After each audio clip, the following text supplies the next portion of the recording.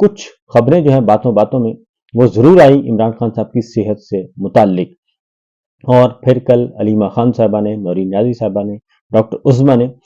ان خبروں کو پھر ریپروڈیوس بھی کیا، اور ادروائز جو ان کے پاس انفارمیشن تھیں ڈاکٹرز کے ذریعے سے پہنچیں یا ادروائز پہنچیں، وہ بھی انہوں نے ان خدشات کا اظہار کیا۔ تو جو اگر ہم ان ساری گفتگو کا مجموعہ کریں تو وہ یہی بنتا ہے کہ عمران خان صاحب کی واضح طور پر جو کہی گئی بات وہ یہی تھی کہ عمران خان صاحب کا جو آنکھوں کا علاج ہے وہ بادل ناخواستہ ان کو ہسپتال لے جایا گیا، اور ڈاکٹرز نے کہہ دیا تھا کہ اگر ان کا علاج مزید ڈیلے کیا، مزید ان کی سرجری ڈیلے کی، تو اس کا مطلب ہے کہ عمران خان صاحب کی ایک آنکھ ضائع ہو جائے گی۔ جب یہ ڈاکٹر نے خبردار کر دیا تب کہیں جا کے بادشاہ سلامت کو جو ہے وہ رحم آیا، اور بادشاہ سلامت کو شرم آئی کہ اب یہ کر دینا چاہیے، کیونکہ اگر یہ کام نہ کیا جاتا تو یقیناً عمران خان صاحب کی ایک آنکھ کی بینائی جو ہے وہ چلی جانی تھی، اور پھر اس لیے رات کے اندھیرے میں ان کو لے جایا گیا۔ اور ڈاکٹر نورین نیازی صاحبہ نے واضح طور پر کہا کہ رات کو جو ہے مجرم وہ رات کے اندھیرے میں کام کرتے ہیں، جنہوں نے صحیح کام کرنا ہو وہ دن کے اجالے میں کرتے ہیں۔ تو پہلی بات تو یہ ہے، اور ڈاکٹر عظمیٰ صاحبہ نے بھی یہ بات کی ہے، اور علیمہ خان صاحبہ نے بھی یہ کل ساری بات بیان کر دی ہے، اور انہوں نے اپنے خدشات کا اظہار کیا، ساتھ ہی ساتھ انہوں نے ایک اپیل کی،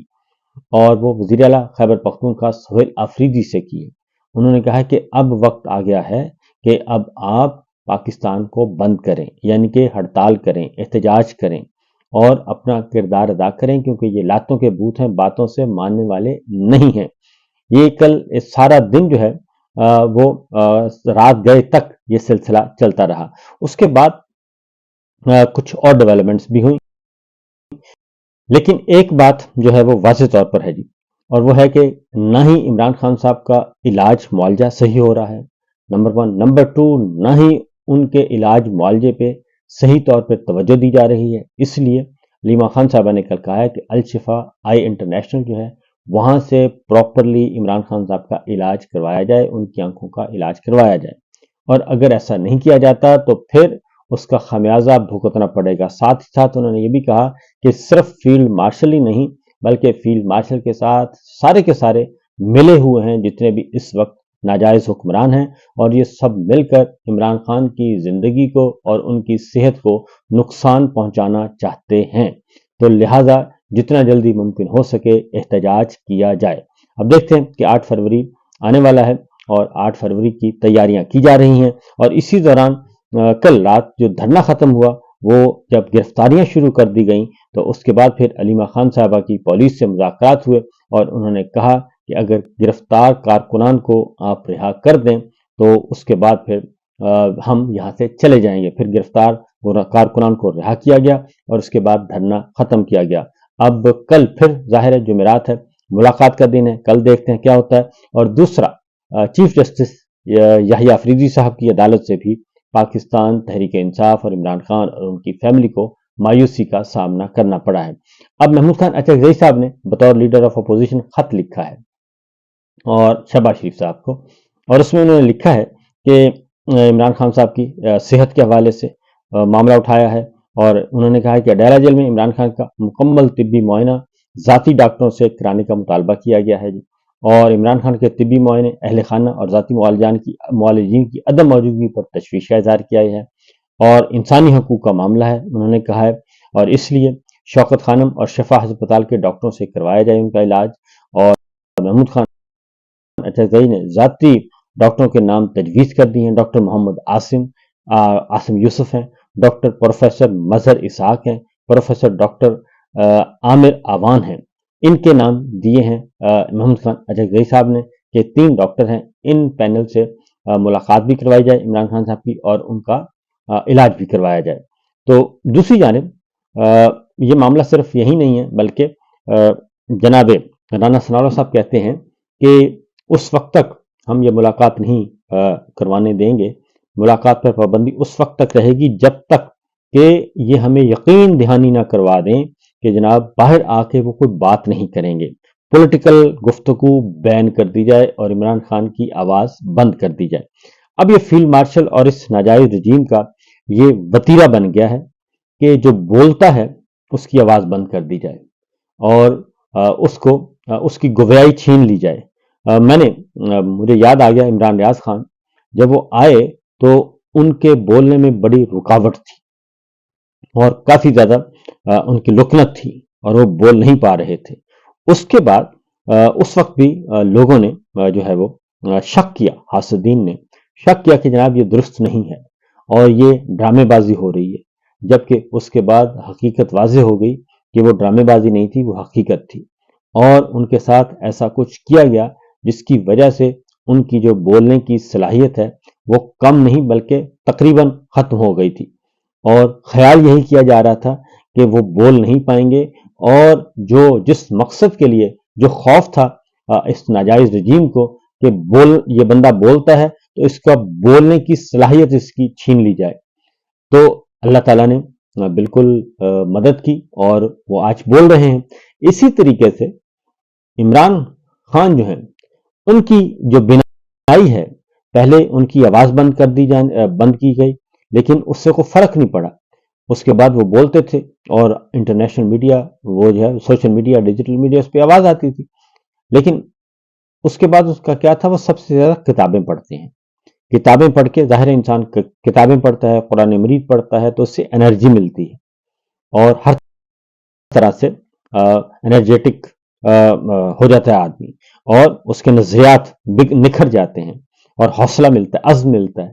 اس لیے انہوں نے، یہ ظالم رجیم نے یہی سوچا کہ پھر ان کی بنائی چھین لیں، کیونکہ نہ نظر آئے گا، نہ یہ کتابیں پڑھیں گے، نہ ان کو انرجی ملے گی، نہ ان کا حوصلہ بلند ہوگا اور نہ ہی یہ آگے پھر کنوے کریں گے اور یہ شعور کی جو ہے دیا ہے اس کو بجھا دیتے ہیں۔ تو بیسیکلی جو فیلڈ مارشل ہیں ان کو میرا خیال ہے کہ تھوڑا سا سوچنا چاہیے کہ اللہ تعالیٰ کے وجود کو سمجھنا چاہیے کہ اگر اللہ تعالیٰ نے کسی کو بولنے کی صلاحیت دی ہے تو کوئی انسان کیسے اس سے چھین سکتا ہے۔ اللہ تعالیٰ نے اگر کسی کو دیکھنے کی صلاحیت دی ہے اور پڑھنے کی صلاحیت دی ہے اور اس کے بعد آگے بیان کرنے کی صلاحیت دی ہے تو ایک حکمران جو ہے اور ناجائز حکمران، ناجائز رجیم یہ کیسے کام کر سکتی ہے کہ ان سے یہ چھین لیا جائے؟ کیونکہ علاج، وہ کہتے ہیں نا کہ انصاف میں تاخیر جو ہے وہ انصاف کا قتل ہے، تو اسی لیے علاج میں تاخیر بھی جو ہے وہ انسان کو معذور کرنے کی طرف لے کے جاتا ہے، کیونکہ علاج میں تاخیر کی جائے تو اس کے منفی اثرات جو مرتب ہوتے ہیں وہ ہم نے دیکھ لیا کہ پمس کے ڈاکٹر نے واضح طور پر کہا کہ اگر ان کا علاج فوری طور پہ نہ لے کے گئے تو ان کی ایک آنکھ ضائع ہو سکتی ہے۔ اس کا مطلب بڑا سمپل ہے کہ عمران خان صاحب کے بکس پڑھتے ہیں، کتابیں پڑھتے ہیں، وہ منگواتے ہیں کتابیں اور وہاں سے وہ اپنے شعور کو بھی نکھارتے ہیں اور اپنے نالج کو بھی نکھار رہے ہیں، بڑھا رہے ہیں اور پھر اس کے آگے قوم کو بھی بڑھاتے ہیں۔ تو یہ بنیادی طور پر یہ ایک فسطائیت ہے، بدترین فسطائیت ہے۔ اور پھر اگلا جو ہے یعنی بولنے والے سے اس کی گویائی چھین لی جائے اور پڑھنے والے سے اس کی بنائی چھین لی جائے اور پھر آگے جس کے پاس رزق ہے، اللہ تعالیٰ نے رزق دیا، اس سے رزق چھین لیں۔ یہ ایسی حرکتیں کر رہے ہیں کہ شاید ان کو اندازہ نہیں ہے۔ ایک اور خبر ہے وہ آپ سے شیئر کرتے ہیں، اور کیونکہ رانا ثناء اللہ صاحب نے واضح طور پر کہہ دیا جی کہ یہ معاملہ ہم دیکھیں گے اور اگر انہوں نے یہ پیغام رسانی اور گفتگو کا سلسلہ بند نہ کیا تو پھر یہ ملاقات 8 فروری کے بعد بھی ہم نہیں کریں گے۔ لیکن 8 فروری کو ایک بات ہے کہ اگر 8 فروری کی شٹر ڈاؤن پہیا جام کامیاب ہو گئی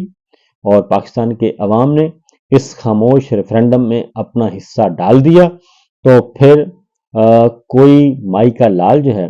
وہ پھر چھین نہیں سکتا ہماری آزادی، اور یہ اس کا انتظار کر رہے ہیں کہ 8 فروری گزر جائے اور 8 فروری کو ہم دیکھیں گے کہ عوام کا موڈ کیا ہے اور اس کے بعد پھر ہم اپنا رد عمل دیں گے۔ اب اگلی خبر اسی طریقے سے ہے جی، جناب شہید ارشد شریف، ہمارے بہت ہی پیارے دوست، منصوبہ ساز کون ہے، سہولت کار کون ہے، قاتل کون ہے، ایگزیکیوٹ کس نے کروایا، یہ سارا کچھ، اور 3 سال سے زیادہ ہو گئے۔ سپٹمبر 23 میں ان کو قتل کروایا گیا اور قتل کیا گیا کینیا میں، اور 3 سال سے زیادہ کا عرصہ ہو گیا، لیکن ابھی تک انصاف نہیں مل سکا ہے۔ 24 گزر گیا، 25 گزر گیا، اب 26 ہے، 26 آ چکا ہے، تو کوئی نہیں ہے جی، چوتھا سال چل رہا ہے۔ تو ان کا مسئلہ سمپل سی بات ہے کہ نیت صاف نہیں ہے، نیت صاف ہو تو کوئی ایشو نہیں ہے، فوری طور پہ قاتل بھی مل جائیں گے، منصوبہ ساز بھی مل جائیں گے، سہولت کار بھی مل جائیں گے، سب کچھ سب مل جائیں گے، اور تمام کردار موجود ہیں، ان میں سے کوئی کردار بھی مرا نہیں ہے، سارے کردار زندہ ہیں۔ تو یہ کل وفاقی آئینی عدالت، جس کو جو ایک الیکشن چور پارلیمان کے ذریعے غیر آئینی ترمیم کے ذریعے یہ غیر آئینی عدالت قائم کی گئی ہے، تو اس نے ایک کل فیصلہ دیا ہے، اور اس میں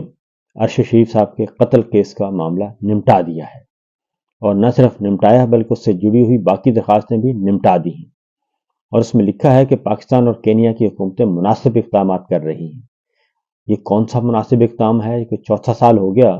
ابھی قاتل دندناتے پھر رہے ہیں، منصوبہ ساز، سہولت کار، ایگزیکیوٹر سب دندناتے پھر رہے ہیں، اور کچھ موجود ہیں اور کچھ اپنے گھروں میں بیٹھے ہیں، کچھ سیریں کر رہے ہیں، یہ سارے کے سارے تو موجود ہیں۔ اور شہید ارشد شریف کی والدہ اور ان کی فیملی کی طرف سے FIR آج تک درج نہیں ہوئی، تو یہ کون سا پاکستان اور کینیا کی حکومتیں مناسب اقدامات کر رہی ہیں؟ یہ وفاقی آئینی عدالت لکھ رہی ہے، اس لیے عدالتی مداخلت کی ضرورت نہیں۔ تو وفاقی آئینی، اس میں کوئی شک نہیں کہ وفاقی آئینی عدالت جو ہے مداخلت کرے یا نہ کرے ایک ہی برابر ہے، تو اس میں تو کوئی شک نہیں ہے، جسٹس عامر فاروق صاحب نے صحیح لکھا۔ اور اس کے بعد انہوں نے کہا کہ 14 صفحات پر مشتمل یہ فیصلہ ہے، پاکستان اور کینیا کے درمیان MLA پر دستخط ہو چکے ہیں، یعنی کہ میوچل لیگل اسسٹنٹ، یہ اس پہ ہو چکا ہے، باہمی تعاون کا معاہدہ، اور اس لیے وہ کہتے ہیں کہ اس وقت عدالتی مداخلت کی ضرورت نہیں۔ عدالتی مداخلت کی صرف اس وقت تک ضرورت تھی جب تک جسٹس عمرتا بندیال، جسٹس ریاض الاحسن اور جسٹس مظہر علی اکبر نقوی صاحب موجود تھے۔ جیسے ہی وہ ایک ایک کر کے عطا بندیال صاحب ریٹائر ہو گئے اور اعجاز الاحسن صاحب سے استعفیٰ لے لیا گیا، اور مظہر علی اکبر نقوی صاحب سے بھی استعفیٰ لے لیا گیا، تو یہ ان کو مستعفی ہونے پہ مجبور کیا گیا۔ یہ 3 ممبر تھے جب سے یہ گئے ہیں، تو سپریم کورٹ میں پھر قاضی صاحب آئے 0 پیش رفت، یحییٰ فریدی صاحب آئے 0 پیش رفت، اس کے بعد آئینی عدالت، اور آئینی عدالت میں بھی معاملہ ختم کر دیا، کیس بند کر دیا ہے، یوں کہنا چاہیے سادہ زبان میں، کیونکہ یہی عامر فاروق صاحب تھے چیف جسٹس اسلام آباد ہائی کورٹ، ان کے سامنے جب پیٹیشن گئی کہ کمیشن بنایا جائے، تو انہوں نے بڑا لٹکایا، لمبے دیر تک لٹکائے رکھا، اور اس کے بعد پھر آنے والے جج صاحب جو ہیں منہاج صاحب نے اس پیٹیشن کو بھی فارغ کر دیا اور کمیشن نہیں بنایا۔ تو کل مزید وہ لکھتے ہیں ارشد شریف کے قتل پر وہ کہتے ہیں کہ صحافتی برادری اور پاکستانیوں کا دکھ سمجھتے ہیں۔ تو جسٹس عامر فاروق صاحب، عدالتیں جو ہیں وہ اظہار افسوس نہیں کرتی ہوتی، وہ دعائے مغفرت فاتح خوانی نہیں کرتی ہوتی، بلکہ ان کے پاس اتھارٹی ہے، اللہ تعالیٰ نے ان کو انصاف کرنے کا کہا ہے، تو آپ کو انصاف کرنا چاہیے تھا، نہ کہ آپ صحافتی برادری اور پاکستانیوں کے دکھ کو سمجھتے ہوئے یہ کیس بند کر دیں۔ اور پھر آگے کہتے ہیں کہ ارشد شریف کے قتل پر افسوس کا اظہار بھی کیا، اور پھر انہوں نے ورثہ کسی بھی معاملے پر متعلقہ عدالتوں سے رجوع کر سکتے ہیں، جو کام سپریم کورٹ آف پاکستان نہ کر سکا، جو وفاقی آئینی عدالت نہ کر سکا، جو اسلام آباد ہائی کورٹ نہ کر سکا، اس کے بعد کون سی متعلقہ عدالت ہے جس کا جسٹس عامر فاروق صاحب حوالہ دے رہے ہیں۔ اور پاکستان اور کینیا کے درمیان MLA پر دستخط ہو چکے، اس وقت عدالتی مداخلت کی ضرورت نہیں ہے۔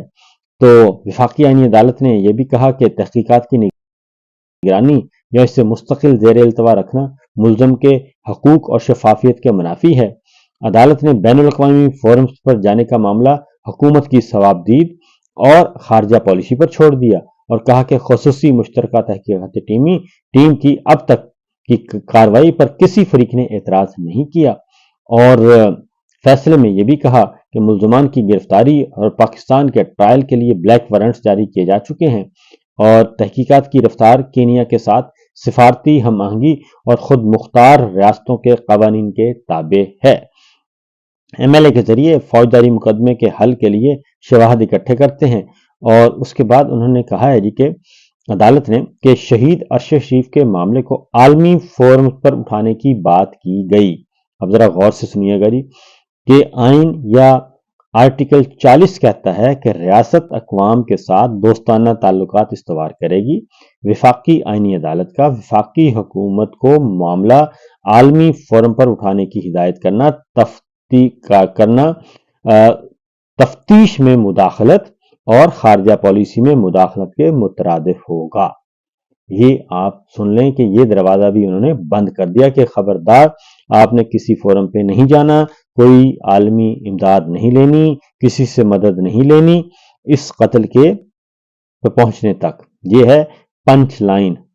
جو کہتے ہیں کہ آئینی عدالت نے کہا بلا شبہ بین الاقوامی تعلقات بہتر انداز میں وزارت خارجہ اور وفاقی حکومت چلا سکتی ہے، لہٰذا ہم یہ معاملہ وفاقی حکومت کے سپرد کرتے ہیں۔ تو یہ جناب جن پہ الزام ہے آپ انہی کو سپورٹ کر رہے ہیں، تو اپنی اداؤں پہ خود غور کریں۔ فی الوقت اتنا ہی، اجازت دیجیے، اللہ حافظ۔